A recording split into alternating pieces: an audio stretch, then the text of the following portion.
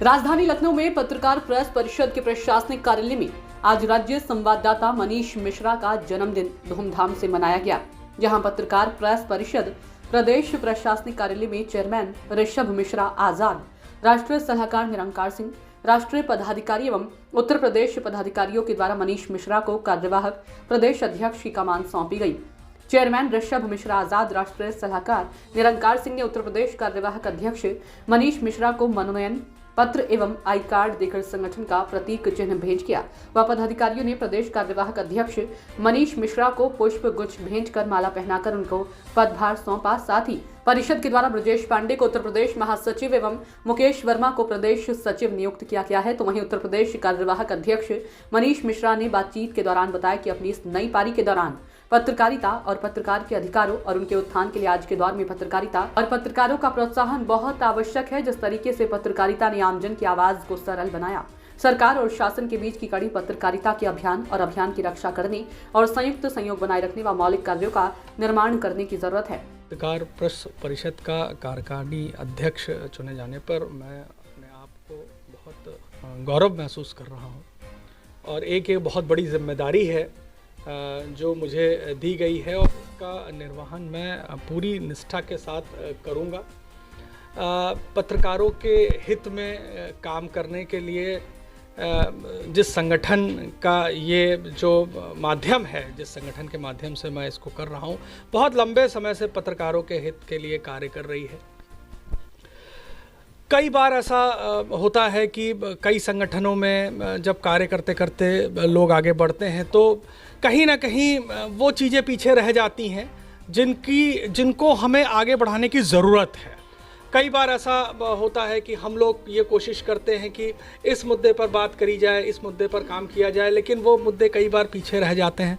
मैंने ये तय किया है कि पत्रकारों के हित में जितने भी कहीं भी कुछ भी पूरे प्रदेश में कहीं भी कोई भी दिक्कत होगी, मैं इसको पूरी तरह से आगे बढ़ाऊंगा। मैंने ये भी तय किया है कि हमारे इस संगठन के माध्यम से 75 ज़िलों में हम अपनी नई कार्यकारिणी बनाएंगे।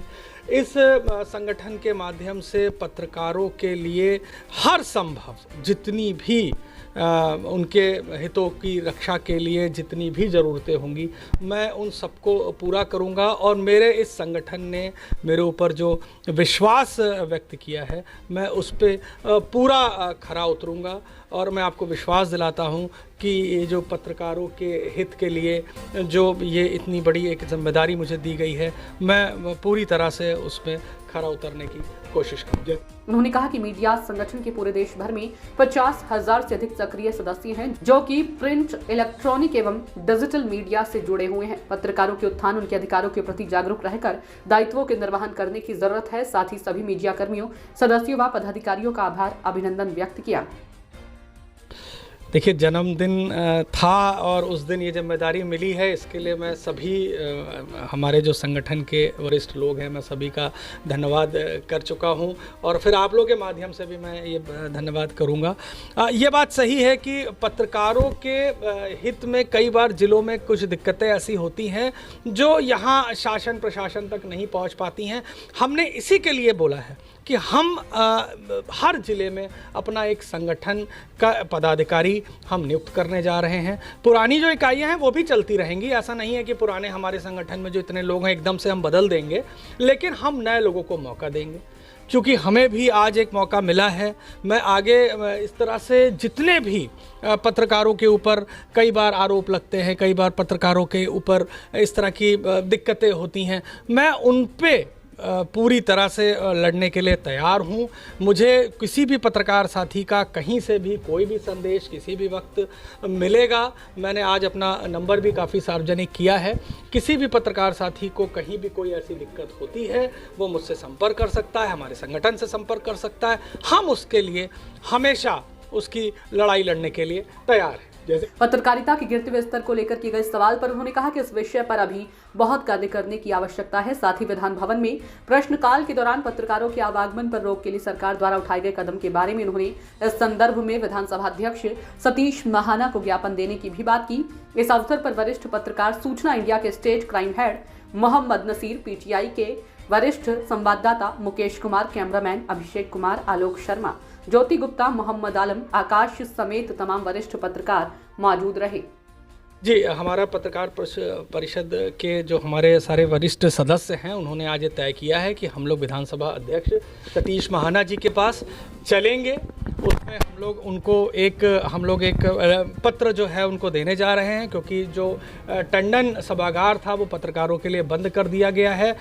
इस काफ़ी खेद का विषय है, जिसमें हम पत्रकार सब बैठ के हम लोग उसमें अपनी ब्रीफिंग देख लेते थे। कई मॉनिटर्स अच्छे लगे थे।